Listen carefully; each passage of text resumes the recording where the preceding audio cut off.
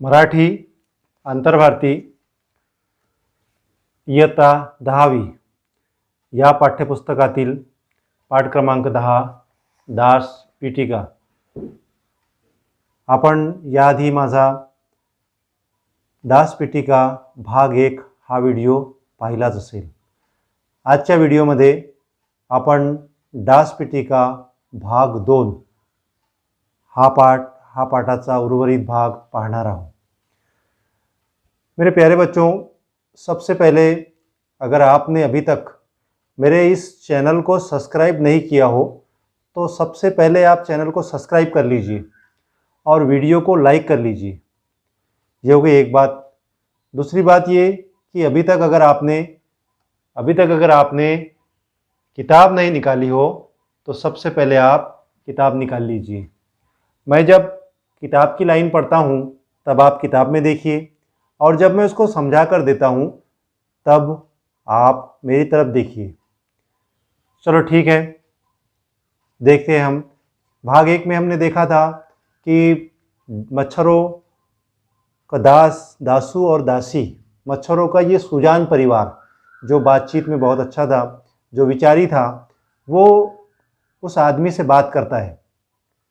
उस आदमी से वो बात करता है कि तुझे क्या तकलीफ़ है, तू क्यों 1-2 खून की बूंदों के लिए तू क्यों इतना चिड़चिड़ करता है, क्यों इतना परेशान होता है।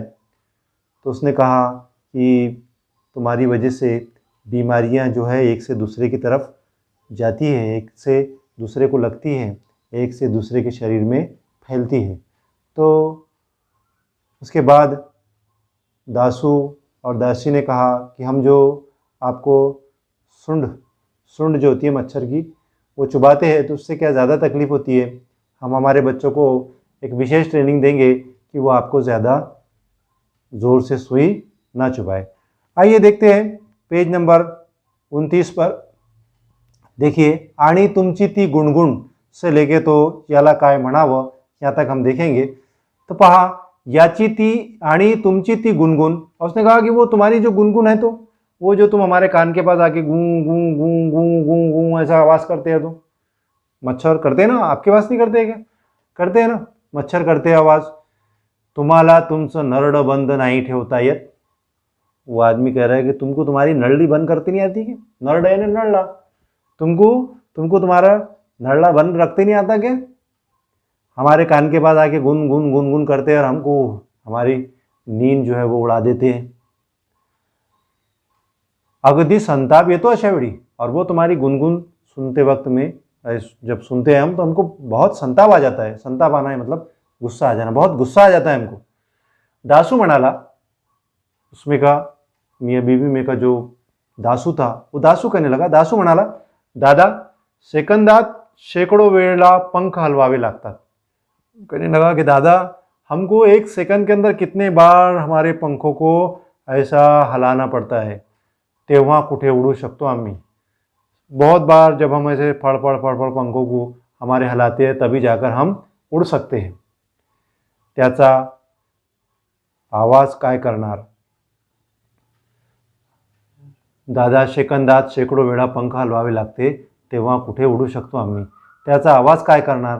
त्यांच्या बोलण्यातून फारसे निष्पन्न झाले नसले तरी कटुता कमी झाली होती। देखो, वो उस आदमी कहता है कि वो उनके बोलने में बहुत कुछ क्लियर नहीं हुआ था। उन्होंने जो बात कही ये बात से बहुत कुछ क्लियर नहीं हुआ, लेकिन फिर भी मेरे दिल के अंदर उनके ताल्लुक से जो कड़वाहट थी, जो कटुता थी, वो कटुता कम हो गई। वो जो नाराज़गी थी उनके, वो नाराज़गी कम हो गई। दासांनी मग त्यांची जनरल बॉडी मीटिंग ठेवली। फिर क्या किया कि मच्छरों ने उनकी जनरल बॉडी की एक मीटिंग बुलाई, सारे मच्छरों को बुलाए और दासू दासीचा अहवाल सगळ्यांनी ऐकला। और वो दासू और दासी ने सारी बातें, सारा जो अहवाल था वो सारा अहवाल उस मीटिंग के लोगों के, उस मीटिंग के मच्छरों के सामने पढ़कर सुना दिए। सगळे गंभीर झाले, सब बिल्कुल एकदम सीरियस हो गए। सब सीरियस हो गए कि अब ये तो बहुत बड़ी परेशानी है, अब ये परेशानी का हल कैसे निकाला जाए। सगळे गंभीर झाले, विचार विनिमय शुरू झाला। अब सबने इसके ऊपर चर्चा शुरू कर दी कि भाई अब इसका क्या हल निकलेगा, अब इस मसले का क्या हल निकालना चाहिए। दासीचा अहवाल सगळ्यांनी ऐकला, सगळे गंभीर झाले. विचार विनिमय सुरू झाला. त्यांच्यातला एक डॉक्टर संशोधक पुढे आला. उसमें से क्या, उसमें से एक संशोधक था, रिसर्च करने वाला एक डॉक्टर आगे आया. मच्छरों की जमात में का एक रिसर्च करने वाला एक डॉक्टर सामने आया और कहने लगा, मी एक लोकल एनेस्थेशिया देणारं रसायन शोधलं. कहने लगा कि मैंने एक रसायन की खोज कर लिया है. एनेस्थेशिया देने वाला एक मैंने रसायन खोज लिया आहे. आपल्या सुईवर ते लावायचं की ती खुपलेली त्याला कळायचंही नाही.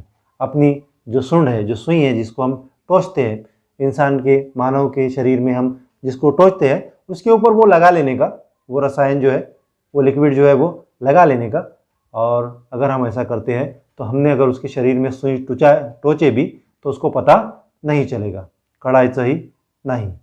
सगळ्यांच्या तोंडून एकदम वाह असा उद्गार बाहर पडला. सबके जुबान से निकला, वाह क्या बात है, क्या तुमने रसायन खोज ली है ना.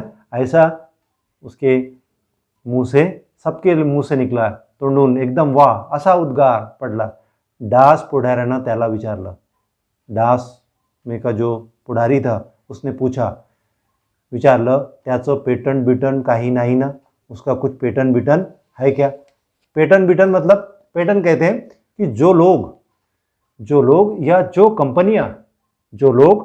कंपनियां दवाई बनाती है, जो लोग या जो कंपनियां दवाई बनाती है, तो दवाई बनाने के उनके कुछ नियम होते हैं, कुछ उसूल होते हैं, और वैसी एक संस्था भी होती है. तो जब तुमने पूरे नियम पूरे कर लिए उसके बाद ही आपको वो संस्था जो है वो आपको पेटेंट देती है. मतलब गवर्नमेंट की तरफ से आपको उसकी मान्यता मिलती है, उसे कहते हैं पेटेंट. तो उसने कहा कि उसका कुछ पेटेंट रिटर्न तो नहीं है ना, हमको उसका पेटेंट रिटर्न तो नहीं लेना पड़ेगा. वैसे अगर उसका हम ऐसे ही सादा अगर मतलब निकाले तो यहाँ पर उसका मतलब परमिशन समझ लीजिए आप, कि उसका पेटेंट रिटर्न मतलब उसकी कोई परमिशन तो नहीं लेना पड़ेगा ना. काही नाही ना, छे तसं करायला आपण माणसं का आहोत. तो उसने जवाब दिया, छे ऐसा करने के लिए अपन इंसान है क्या, अपन माणसं आहोत का.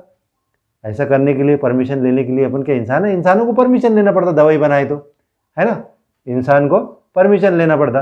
लेकिन अपन क्या इंसान है क्या. हशा उसळला. सारे के सारे मच्छर जोर जोर से हसने लगे.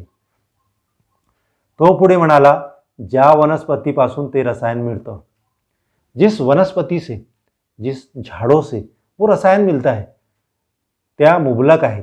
वो कैसा है, मुबलक है, मतलब बहुत ज़्यादा पैमाने पर है. आणि त्यांनी सहकार्य करायचं कबूल केलं आहे, और उन्होंने हमको कोऑपरेट करेंगे ऐसा कबूल भी किए है. शिवाय आपल्या शरीरातल्या त्या जंतूसाठी आपणच ती अँटीबायोटिक्स घेतली तर, आणि आपल्या शरीरात मध्ये जे जंतू असतात, हमारे शरीर के अंदर जो कीटाणु जाते हैं, उसके लिए अगर हमने ही वो एंटीबायोटिक ले लिए तो आता राहिला प्रश्न आपल्या गुणगुणीचा. आता सारे प्रश्नों का हल तो निकल गया, लेकिन अब एक प्रश्न बचा है. वो हमारे कान के पास जो आके गुनगुन नहीं करते क्या, वो वाला सवाल बचा है ना अभी. हाँ, तो देखिए, हाँ, प्रश्न आपल्या गुणगुणीचा. माझे त्यावर प्रयोग शुरू है. वो डॉक्टर मच्छर जो है वो कहने लगा कि उसके ऊपर मैं रिसर्च अभी कर रहा हूँ. महातारा डास म्हणाला. देखिए, बड़े बुड्ढों की जो बात रहती है वो बड़ी अच्छी रहती है, बड़ी एक्सपीरियंस वाली बात रहती है. देखिए, जो महातारा जो डास है, जो बूढ़ा वाला जो मच्छर है, देखिए कितनी अच्छी बात कह रहा है वो.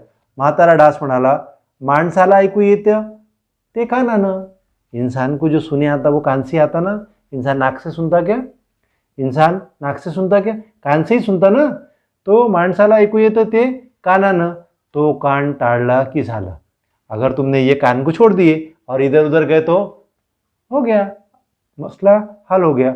गाल आहेत, कपाळ आहे, माथा आहे. शक्यतो पाय पकड़ा, प्रश्न सुटेल. शक्यतो अगर होता है तो क्या पकड़ो, इंसान के पैर पकड़ो, पैरों पर ही काटो. पैरों पे काटेंगे तो अपने को गुनगुन की आवाज़ आएगी क्या, नहीं. मच्छर हमारे कान के पास आकर आवाज़ करता है, गुनगुन करता है, तभी तो हमें सुने आता है. अगर वो हमारे पैर पर बैठेगा तो हमको पता नहीं चलेगा. आणि मग ते सहकार्य पर्व शुरू झालं, और वहाँ से वो कॉपरेशन का पर्व शुरू हो गया. एक पहली छान झोप झाली. उस आदमी से अब बातचीत हो गई ना, उस आदमी से सेटलमेंट हो गया उस आदमी से. अब उस आदमी की पहली पहिली झोप झाली, मतलब पहिली नींद उसकी हो गई, पहिली छान झोप झाली की दुरून गुणगुणून ऐकू आलं तरी त्याला चालतं। उसकी पहली नींद अगर अच्छी से हो गई और दूर उसको गुनगुन गुनगुन आवाज भी आई तो भी चलता। आता तो डासांच्या त्या गुणगुणीत संगीत शोधू लागला आहे। आता काय झालं आहे, तो माणूस डासाच्या त्या गुणगुणीमध्ये संगीत शोधू लागला आहे। एकदा सकाळी त्याला त्याचा तरुण पुतण्या म्हणाला, एक दिन क्या हुआ, सुबह सुबह उसका तरुण मतलब जवान पुतण्या मतलब भतीजा पुतण्या म्हणाला, तुमच्या चेहऱ्यावर डास चावल्याच्या किती खुणा आहेत, तुम्हारे चेहरे पर मच्छरों ने काटे हुए कितने निशान हैं, कितने खुणा है, आरशात बघा एकदा, आईने में जाकर देखो जरा, तुम्हारे चेहरे पर कितने कितने निशान हैं, काहे के, मच्छरों के काटने के, तुम जाकर जरा क्या करो, तुम जाकर जरा आईने में देख कर आओ।